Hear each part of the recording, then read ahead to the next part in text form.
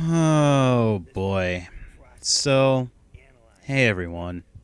It's Zips once again from Total Gaming Network and CS Nation, and yep, I'm here once again with another video review for a Call of Duty game. Why do I do this? Well, it's for you. It's all for you, so you better appreciate this. Alright, enough of that nonsense. Yes, we're reviewing Black Ops 2 today. Specifically, this video is going to focus on the single-player component of the game. A video or two for multiplayer and the zombie modes is still in the works, so be sure to keep an eye out for those. Let's just get down to the meat and potatoes here. Black Ops 2 offers up a better single-player experience than Modern Warfare 3. As you may recall, I sort of did not really care for Modern Warfare 3 all that much. Really, the last Call of Duty title I enjoyed was the first Black Ops, and before that, probably the first Modern Warfare. See, instead of going for all-out flash and no substance like the case was with Modern Warfare 3, Black Ops 2 at least attempts to change things up a bit, both from a storytelling perspective and a gameplay standpoint.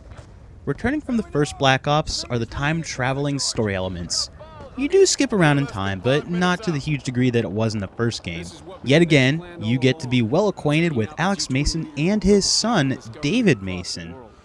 Combining a story that stretches a span of time from the Cold War era to the futuristic 2025, the character jumping is thankfully kept at a minimum. There's a whole thing here involving the Mason family, Frank Woods, a bad guy named Raul Mendez that is pissed off at everyone, namely the United States. Well, I mean, they kind of killed his sister. There's also a bunch of other characters that ultimately get buried under this sometimes confusing story. There's some stuff about a virus and some component that could compromise entire networks in the blink of an eye, and a bunch of other stuff that I frankly forgot about. Well, it isn't necessary to have played the story to the first game. It does help a lot in remembering many of the main players in Black Ops 2. Even though I completed the first game, it was about 2 years ago, and I still forgot just about everything anyway. The numbers, though, they do return. Sort of. There are only a couple of sections where the whole numbers stuff from the first game came back in Black Ops 2, one of which is a crucial decision-making point of the game. That brings me to one of the great things here that I really appreciate Treyarch for doing.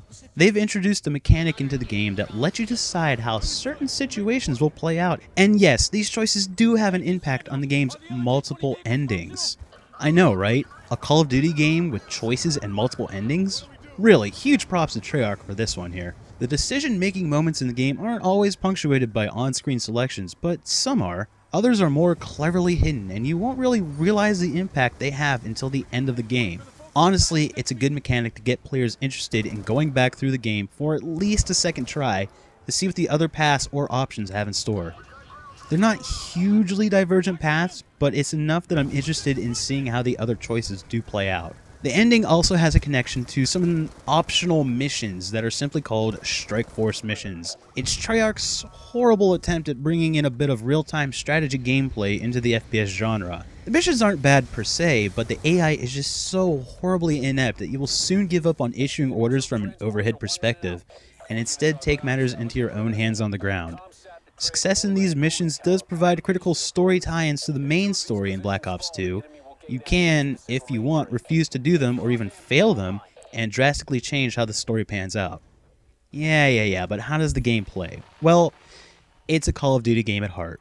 That alone should give you some idea of what to expect here. Yes, there's still plenty of guns, shooting, helicopters, big booms, and massive set pieces that would continue to make Michael Bay proud. But they're a bit toned back compared to the constant over-the-top nature that was Modern Warfare 3. The gunplay in Black Ops 2 feels incredibly solid for an arcade-style shooter. There are plenty of weapons to choose from, plenty of accessories to outfit yourself with, and in a bit of a different approach, you can customize your loadout prior to each mission. I typically stuck with the default loadout though, as it seemed to do the job quite nicely. A lot of the hand-holding from previous games is cut back. I didn't say it was gone completely, but it's nice that many of the missions don't have a huge follow displayed prominently above an AI teammate's head. Missions are the typical assortment of kill this person, move on to the next area, breach this area, snipe here, etc. But they are broken up by some neat diversions, such as taking out helicopters and tanks while on horseback, flying a fighter jet, taking control of a quad rotor, and more. There was just enough of these types of missions to ensure that the gameplay never really felt stale or too repetitive. I know I said a lot of positives about the game, and I wouldn't want you to get the wrong impressions here. Like I said, it's still a Call of Duty game. The story really doesn't matter too much, which is great because it's sometimes a bit too difficult to follow. There are also a number of bugs I ran into on my playthrough. Oh, and I should mention here that I decided to play through on the easiest difficulty after a few missions on normal. Sometimes it's just more enjoyable to kick some ass while having to hide and recover health every 30 seconds. Now, a few of these issues off the top of my head, especially during the horseback riding mission. The horse actually at one point got lodged between two cars. I was instructed to dismount. I could not continue the mission without dismounting. Well, I figured maybe if I died, it would, unstick me somehow. It did not. I tried restarting the checkpoint. I was still stuck. I had to restart that entire mission over again, which is, kind of annoying. I think also the point where I was just like, I'm going to knock this down to easy. So there were some issues with player animations that kind of jumped around a bit. And I don't know if it was because I was running at the highest FOV, which is right now 80 for the PC version, because the character animations seemed to really glitch out near the edges of the screen more than anything. There was also some periods where the spoken dialogue and the lip syncing in the game did not match up at all. I even reloaded the checkpoint just to make sure, and it was still doing it, which was kind of awkward. There really weren't too many major issues. Treyarch did a really good job here. I gotta give him props for that. In the end, though, it's still just a Call of Duty game, and I'm probably one of the few people who somewhat enjoy the single-player components of the Call of Duty games. Everyone immediately jumps into multiplayer, or in this case, the zombie modes, and that's where they spend 99% of their time, maybe glimpsing at the single player. Once I got this story, it started to jive in my head, I enjoyed it. It's an arcade shooter, make no mistake about it. This is not some realistic tactical anything, but it kind of scratched that itch that I had, and it's probably because I didn't play Modern Warfare 3 much beyond after my review for it last year. I maybe played a couple more multiplayer matches and that was it. Black Ops 2, they did a good job here. It's not great, it's not perfect, but it's certainly a lot better than Modern Warfare 3. I'll give it that.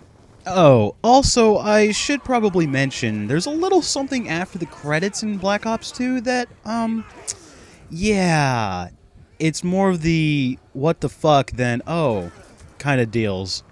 Well, that wraps up this review for Black Ops 2 from TGN and CS Nation.